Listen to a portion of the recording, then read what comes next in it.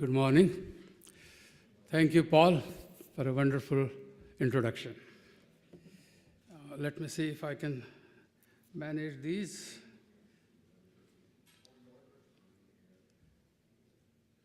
Okay. The title of my talk is Global Warming Extreme Weather Link. We are being bombarded almost every day that extreme weather events are occurring. They are not only occurring, they are occurring more and more. Are they really? I want to examine that and document it to you. Is it a climate reality or a media hype? I think I brought with me a recent media hype about Toronto Star, hot enough for you. May sets global record. This is NOAA declaration that recent May 2014 was the hottest in the world. Does it matter? No. I think we have had many such records before. There were weeks which were coldest. There were days which were the coldest ever. And yet, the world goes on. I think such records have been broken again and again, many, many times. Okay, are extreme weather events increasing? A short answer, no. A long answer, no, no, no. We always had extreme weather in our climate. Even when the climate was cooling, and I will show you that later, there were lots of extreme weather events. So present link and the present hype is mostly media-driven. It's not true. Now, there are two schools of thought. IPCC, as you know, is the UN body on climate change. The NIPCC, which is what we have been talking about here all the time here. And I was a lead author for chapter Extreme Weather in the recent report, 2013, Climate Change Reconsidered. So the IPCC view is simplistic. They don't give any theory. They say, okay, if warm weather holds more moisture, so we'll have more rain in some areas, less rain in some area. We have floods in some area, droughts in some area. Then we have heat waves. They don't talk about cold waves, and I'll be talking about that. And that's all. An IPCC view is that it is a natural phenomenon. Every day, some kind of extreme weather event occurs somewhere on the globe. So what's new about it?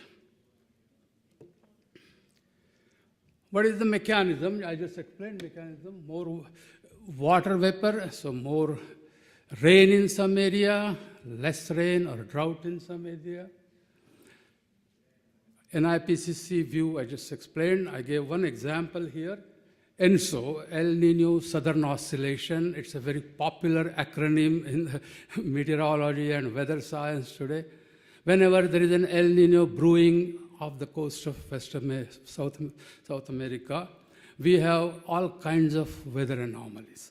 Right now, there is a moderate El Nino brewing, and monsoon over Asia, and in particular over Indian region, that's where I originally come from, has been rather weak. But even without ENSO, any combination, any interaction between a dry air or a colder air from north and warmer moist air from the south, for example, in US Midwest, produces all kinds of extreme weather events. There is nothing new about it. Now, this is the table of extreme weather events prepared by IPCC. You can see some of those events. They say less warm, humid, less warm nights or days, more hot days, more floods. They don't talk about hurricanes. They're not sure. The probability is rather small. So they give some kind of a general probabilistic explanation of that. Now let's see the media hype. I'll just go through this rather quickly. This is Toronto Star mostly. Climate change in Canada, bleak forecast. Weather worse than it used to be. This goes back to 1997, 1998. Canadians warned to brace for extreme weather. Climate at record extreme, 2005 December. Well, every year you could say that, climate at record extreme, record cold, this year it was. Now, time has been the leader in promoting global warming. Be worried, be very worried. And our Maclean, our own equivalent of Times, they actually killed winter forever 2 years ago. They didn't say anything. Last winter was one of the coldest, snowiest, and longest in the history of Canada. And the most recent one, ice collapse in Antarctic, a game changer. Wow, are we going to have a 2-meter sea level rise in next 50 years? Not a chance. Anyway, let's take a quick look at the global mean temperature trends. This is the IPCC trend, which is well known now. You can see the mean temperature rose sharply from early part of the century, from 1915 to 1945. We still do not have a good explanation for that. Then the mean temperature went down. That's when CO2 started to increase rather rapidly. So from 1945 to 1977, mean temperature was going down, declining. It was only from about 1977 that the mean temperature started to increase. And that's where we have the matching with CO2, and that's where, we found the culprit, CO2. Now, this is from Roy Spencer's website, upper air, lower troposphere. That is the real nut, what I call the litmus test. So if you see a peak around 1997, 1998, that peak was due to the extreme strong El Nino of 1997-98. It's probably strongest in 25 years, maybe 50 years. Let's look at the most recent one. There is no temperature change for the last 16 years. This is UK Met record. Now let's look at some heat waves.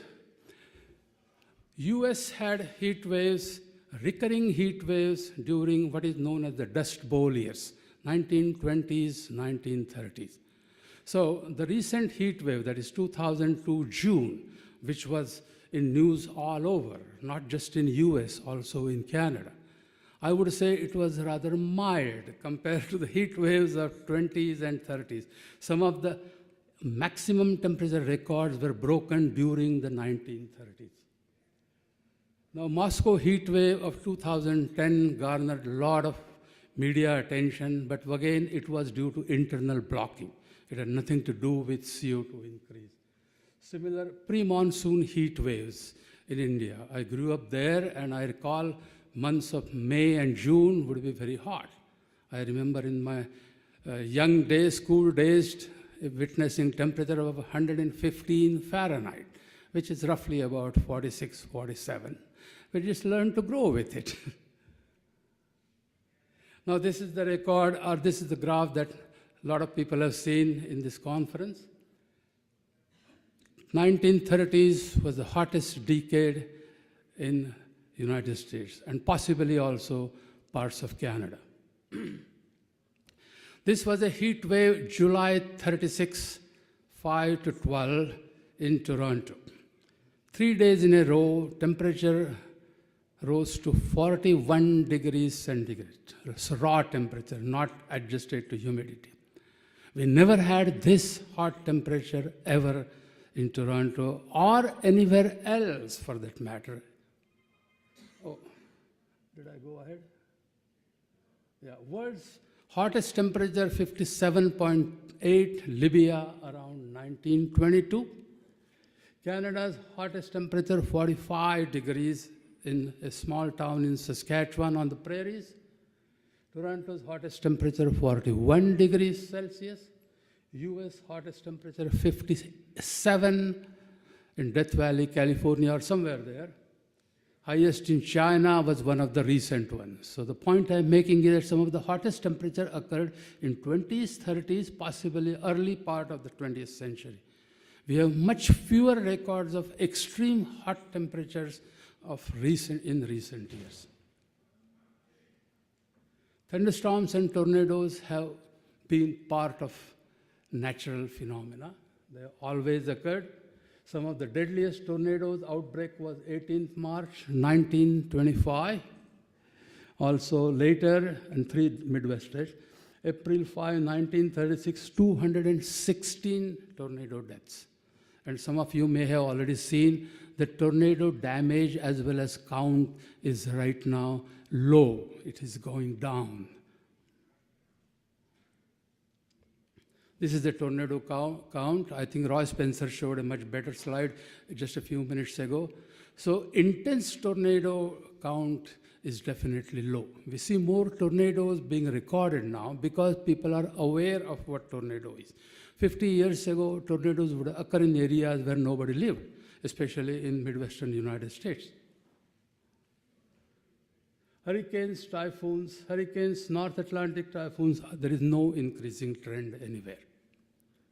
In fact, the recent accumulated cyclone energy stats, which graph was shown by Roy Spencer and many others, shows a decline in hurricane. Bay of Bengal tropical storm, that's where produce monsoon rains, are also on a downward trajectory. We can see that later today. This is the Atlantic multi-decadal oscillation, and that's the basis of forecasting number of hurricanes in the Atlantic basin by Professor Bill Gray and many others.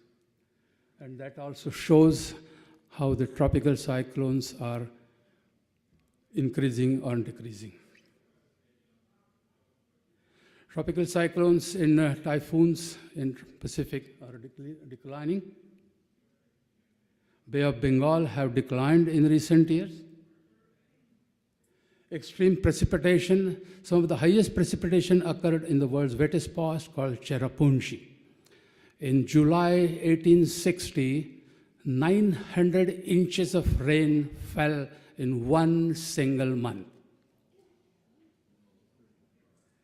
Droughts and floods, they're always almost related to ENSO conditions. Droughts on the prairies have occurred in the 30s, also recently. ENSO mode, PDO, so we had more La Niñas in the 60s, then we have now more El Niños recently, and now we may be going back into La Niñas. This is the intense tornado, intense El Nino in 1977. Okay, I think I'll have to go back, go at the end. Monsoon.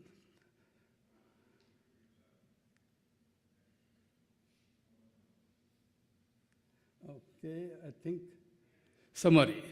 Extreme weather have always occurred in the Earth's climate. There is nothing new about it. We have been witnessing more cold weather extreme at this point in time. We have no easy explanation. The best way to cope up with extreme weather events is to just learn to live with it. Thank you very much.